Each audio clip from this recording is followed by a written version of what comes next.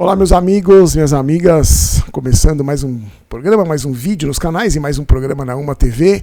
Quero desejar a você, já começar desejando um ótimo final de semana, que o seu final de semana seja sensacional, de muito descanso ou trabalho. No meu vai ser os dois, vou tentar fazer um pouco dos dois, descansar e trabalhar, porque amanhã tem jogo do São Paulo, né? O São Paulo joga contra o Mirassol. E aí a gente tem aquela programação nos canais, né? Faz live do intervalo, vídeo pós-jogo. Então, se você está me assistindo aqui pela Uma TV e não conhece os canais, eu tenho dois canais que falam do São Paulo Futebol Clube. Um chamado Barulho Vídeos, outro chamado Barulho Jogos, que é onde eu posto também esse conteúdo aqui. E aí, para você que está aqui pelos canais, está aqui no Barulho Jogos, que conhece também já o Barulho Vídeos, o canal Barulho Vídeos, confira a programação da Uma TV. O link está sempre na descrição do vídeo, para você conhecer esse conteúdo. Também vai para lá de segunda e sexta-feira, falando sobre futebol. E hoje, um dos nossos assuntos principais vai ser Copa do Brasil.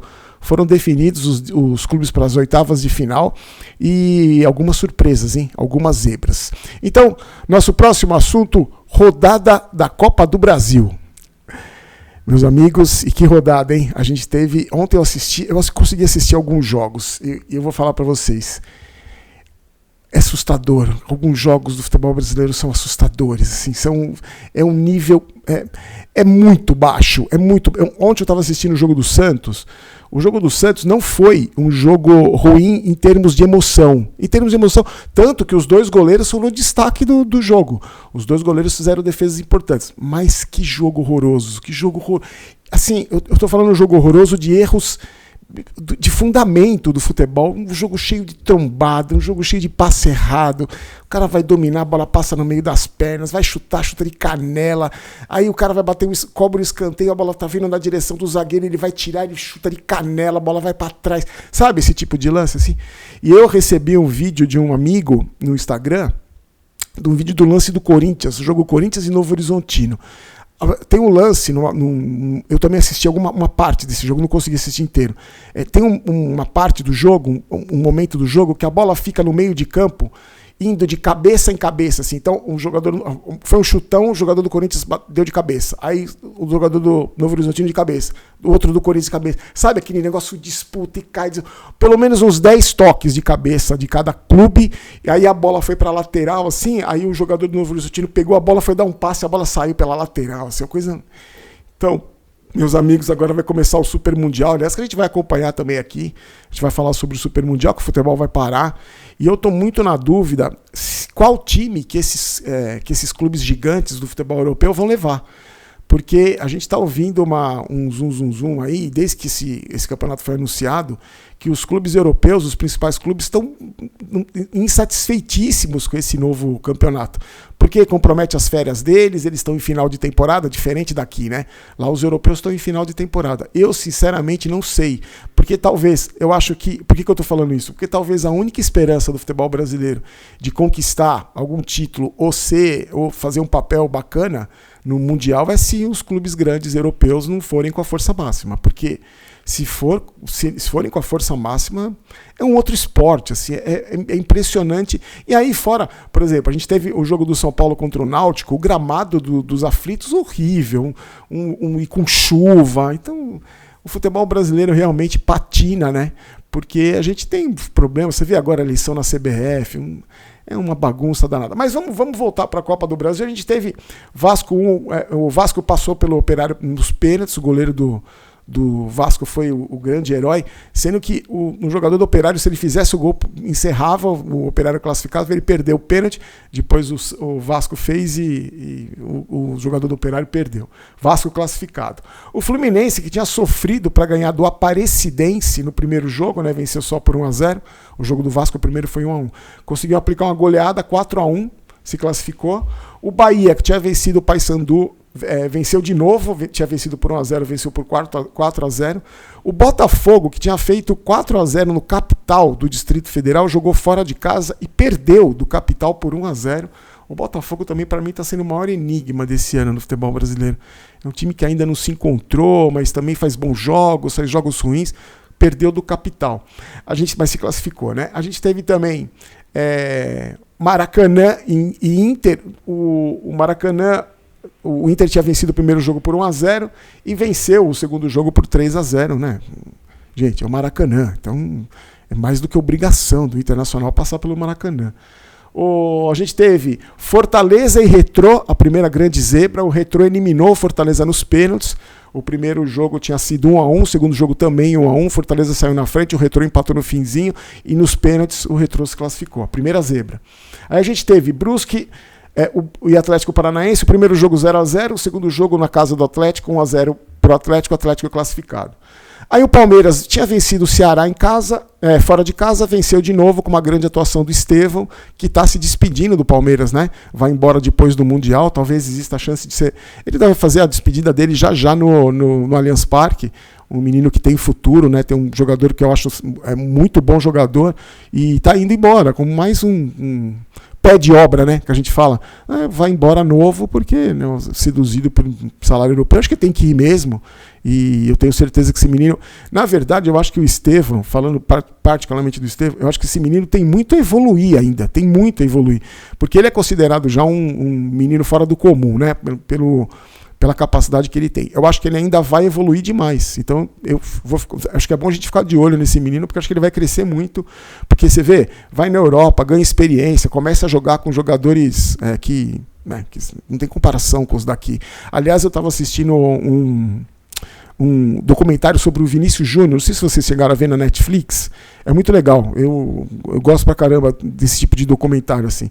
E o Vinícius Júnior, quando ele chegou no Real Madrid, que ele foi muito novo, saiu do Flamengo muito novo, quando ele começou a treinar no Real Madrid, ele disse que ele chegava em casa e falava, eu não tenho nível para jogar com esses caras, eu não estou no nível para jogar, de tão diferente que era o nível do futebol brasileiro com o futebol europeu.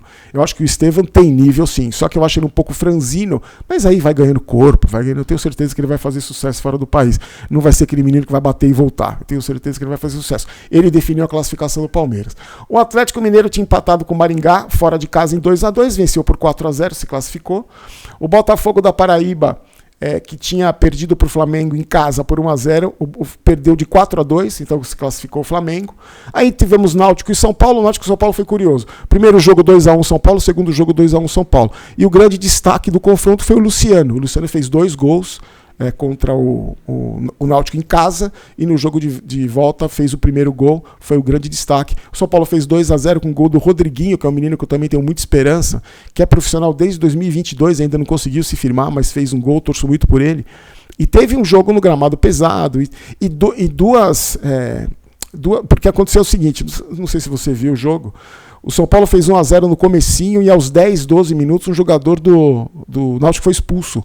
E aí o jogo estava, a classificação garantida, o São Paulo tinha vencido em casa, só que o Ferrarese foi expulso logo em seguida e se desculpou depois nas redes sociais.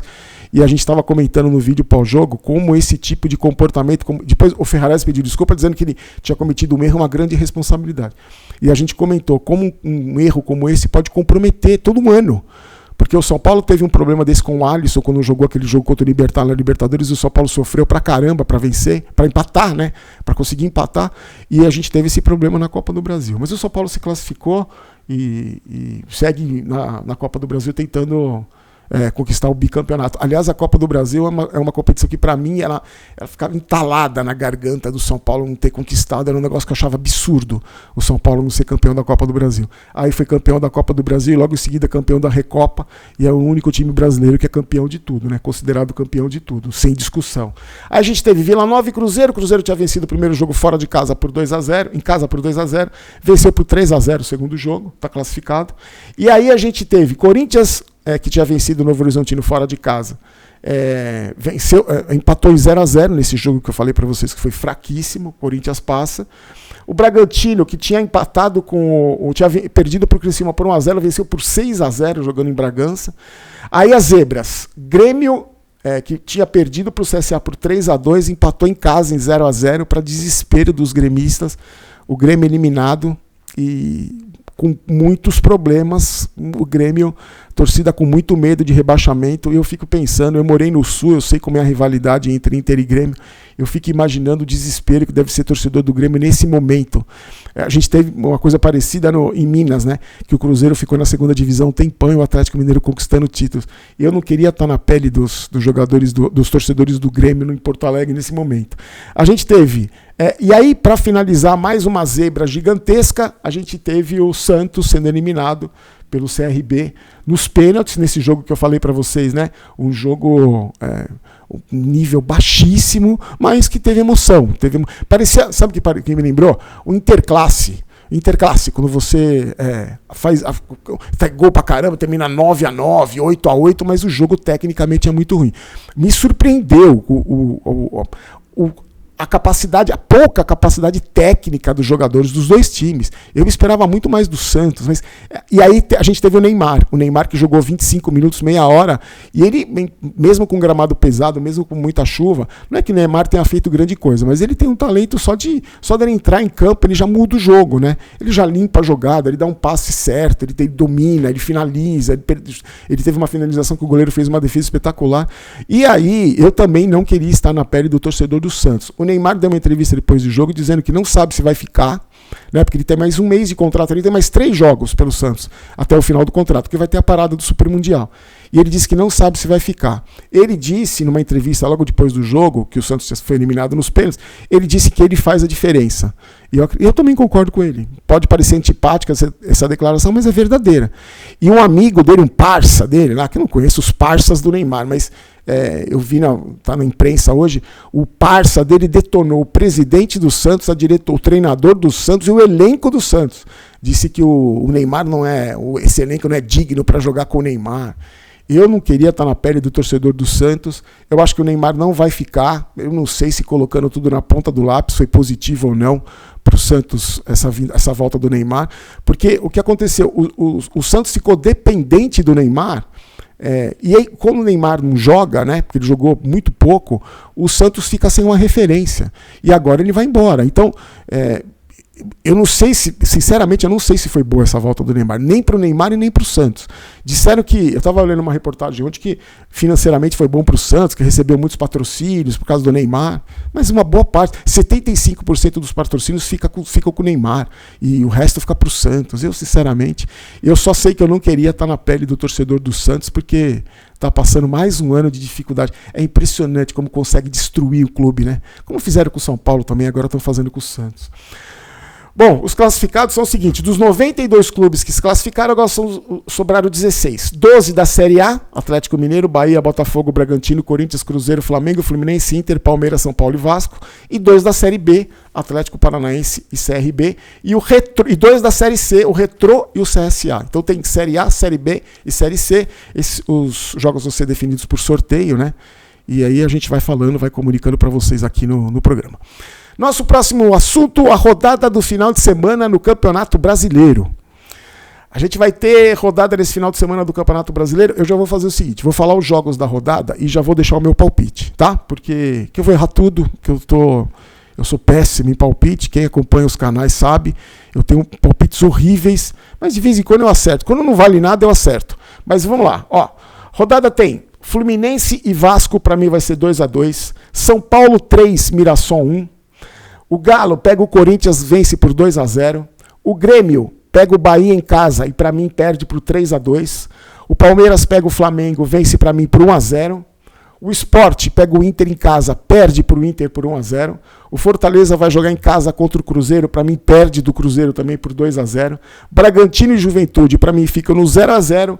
E o Botafogo recebe o Ceará e ganha do Ceará, para mim ganha do Ceará por 2-0. Na segunda-feira a gente volta e a gente confere esses placares, com certeza todos furados. Se você for fazer uma fezinha em algum lugar, na KTO, se você for...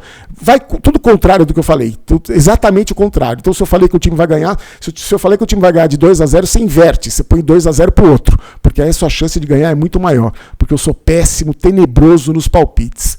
Meus amigos, minhas amigas, agradeço vocês a paciência, a parceria de sempre. A gente volta na segunda-feira e acompanha a programação dos canais, se inscreva nos canais do Barolo e também acompanha a programação da Uma TV para você ficar bem informado, para você se divertir com conteúdo de muita qualidade, que eu tenho certeza que você vai gostar. Tenho certeza que você ainda não conhece a programação da Uma TV, eu tenho certeza que você vai gostar, porque dentro da programação vai ter algum programa que você goste, que você curta. Muitas transmissões ao vivo, esporte, tem muito entretenimento, realmente realmente é uma emissora que vem crescendo cada vez mais e eu gostaria muito que você prestigiasse, assim como você prestigiasse também os meus canais, o canal Barolo Vídeos e Barolo Jogos no YouTube, tá bom? Fiquem com Deus, um ótimo final de semana, devagar nas canjibrinas, e a gente se encontra na segunda-feira. Tchau, tchau!